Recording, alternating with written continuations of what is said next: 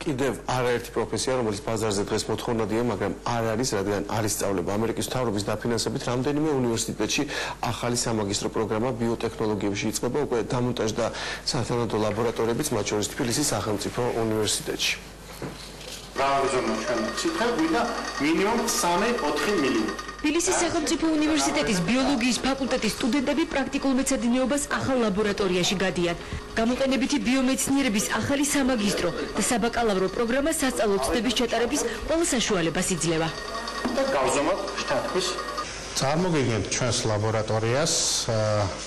ეს არის გამოყენებითი ბიომეცნიერებების სასწავლო ლაბორატორია, რომელიც ემსახურება როგორც კვების ბიოტექნოლოგიის, ანუ სასურსათო ბიოტექნოლოგიის, ასევე ჯანდაცვის ბიოტექნოლოგიისა და აგრობიოტექნოლოგიის მიმართულებას. თუ მაგრა დავაწვევით, მაგრა დაიწყოს.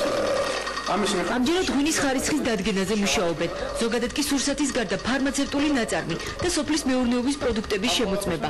ასევე გარემოს მონიტორინგით შეუძლიათ.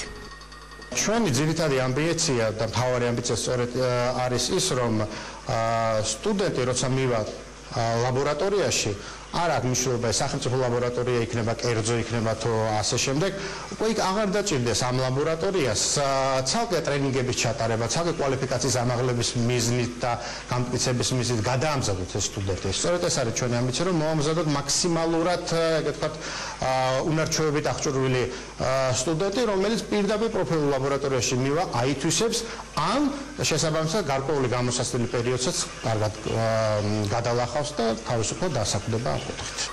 ცალკე ლაბორატორია მაგისტრანტ ბიოლოგებს ეთმობათ. მარტივი და ყოველდღიური კვლევების გარდა აქ მნიშვნელოვანი ექსპერიმენტები ტარდება. მუშაობა ერთდროულად 15 სტუდენტს შეუძლია. შესაძლებელი იქნება კვლევები გახორციელდეს როგორც თქვათ გენმოდიფიცირებული პროდუქტის აღმოჩენასთან დაკავშირებით, ისე სხვა გენეტიკური და არა მარტო გენეტიკური ექსპერიმენტების ჩატარება. ზუსტად იგივე აპარატურა არის ევროპის წამყვან უნივერსიტეტებში. აქედან გამომდინარე, ეს ძალიან მნიშვნელოვანია ჩვენთვის, რომ ჩვენი სტუდენტი სწავლობს ურთიერთობად ესეთ აპარატთან. ბოლოთაობის აპარატურასთან ურთიერთობა ქართულ სტუდენტებს საქართველოს გარდა საზღვარგარეთ დასაქმების პერსპექტივასაც უქმნის. ახალი პროგრამებით სარგებლობა ერთიანი ეროვნული და საერთო სამაგისტრო გამოცდების ჩაბარების შემთხვევაშია დასაშვები. ამ თემას საუბარში ახლა პროგრამის კოორდინატორი ნინო ინასარიძეს შემოგვერთება, მოგესალმებით.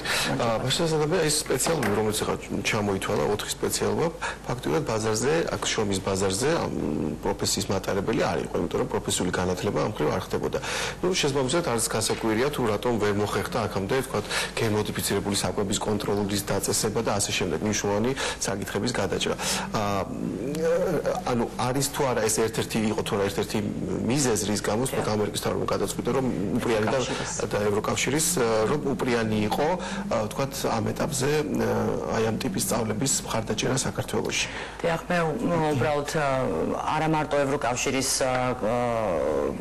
მხარდაჭერით მოხდა ამ პროგრამის დაფინანსება, თავისთავად თვითონ ქართულმა ბაზარმა და ქართულმა რეალობაც მოითხოვა ეს და ქართული სახელმწიფოებრივი ესე ვთქვათ მიდგომაც სწორედ დაემთხვა კარგად ამ შემთხვევაში რომ ნამდვილად დღეს არის მოთხოვნა ესეთ სპეციალობებზე, როგორც არის კვების უსაფრთხოების სპეციალისტი, როგორც არის თქვათ, იგივე ჯანდაცვის ბიოტექნოლოგიების სპეციალისტი, აგრობიოტექნოლოგიებში მომუშავე ადამიანები. და ეს არის მარტო საქართველოს, იმიტომ რომ ეძო სომხეთიც შემოსული ამ პროგრამაში და ფაქტობრივად საქართველოში გაივლიან მაგისტრატურას სომხეთში.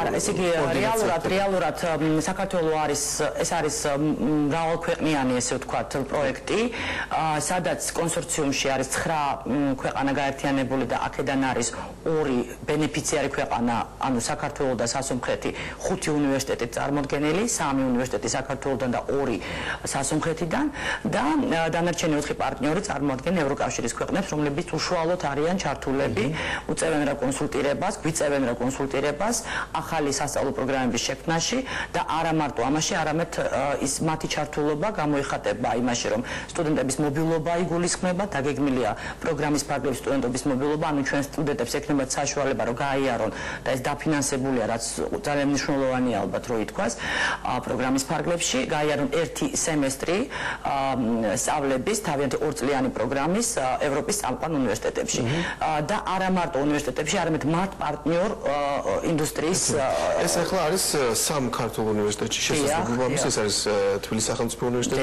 ეს არის აგრარული, საქართველოს აგრარული უნივერსიტეტი და ეს არის აკაკი წერეთლის სახელობის. შეუძლიათ თუ არა სხვა უნივერსიტეტების კურსდამთავრებულებს მოხვედრა რასაკვირველია, ყველა ის ვინც იღებს ეროვნულ გამოცდებში მონაწილეობას, ანუ სამაგისტრო პროგრამაზე აპირებს გაგრძელებას თავისი სწავლის და დამთავრებული აქვს ბაკალავრიატი, ანუ სწავლების პირველი საფეხური გავლილი აქვს და აქვს ისეთი სფეროში მიღებული განათლება, რომელიც დაკავშირებულია ბიომეცნიერებებთან, შეიძლება იყოს აგრომეცნიერება, შეიძლება იყოს სამედიცინო სფერო, მათ ყველას აქვს საშუალება რომ მიიღონ ბიოლოგიას, იქაც ასწავლენ ბიოლოგიას, ვიცი ზუსტად. ანუ მათ აქვს ესეთი შანსი, მაგრამ მეორე საკითხი და ალბათ არანაკლებ მნიშვნელოვანი, ვინ არის პოტენციური დამსაქმებელი? თქვენ კი ამბობთ, რომ საჭიროა ესეთი კადრები, მაგრამ ჭირდება ბაზარს, თუ კი ვის? ესე იგი მე ალბათ შეიძლება ითქვას, რომ თუ კი რა შესაძლებელია დღეს საქართველოში დასაქმებაზე საუბარი, ალბათ სწორედ აი ამ სპეციალობებითზეა საუბარი, იმიტომ რომ ეს არის ფარმაცევტული კომპანიები, ეს არის კლინიკური დიაგნოსტიკური ლაბორატორიები, რომლებიც ნამდვილად ფუნქციონირებენ. მაგრამ ესეთი კადრები მოდიან. არა მარტო იციან, არამედ ისინი უშუალოდ არიან ჩართულები პროგრამის შემუშავების სფეროში. ჩვენ გვაქვს მრჩეველთა საბჭო ჩამოყალიბებული, რომელიც გაერთიანებული არიან ჩვენი პოტენციური დამსაქმებლები. ისინი უშუალოდ იღებენ მონაწილეობას პროგრამის შინაარსის განსაზღვრაში. შესაბამისად, ფაქტიურად ეს კურსდამთავრებულები შემდეგ უკვე არიან დასაქმებულები, შეიძლება ითქვას. მინდა გითხრათ, რომ სწავლის პროცესშიც მათ აქვს საშუალება, რომ ეგრეთ წოდებული საწარმოო პრაქტიკის მოდიფიცირებული ვარიანტი, რასაც ქვია დასაქმება სწავლის პროცესში, მათ გაიარონ ეს შემოსავალი. ძალიან დიდი მადლობა, საინტერესო ინფორმაციას.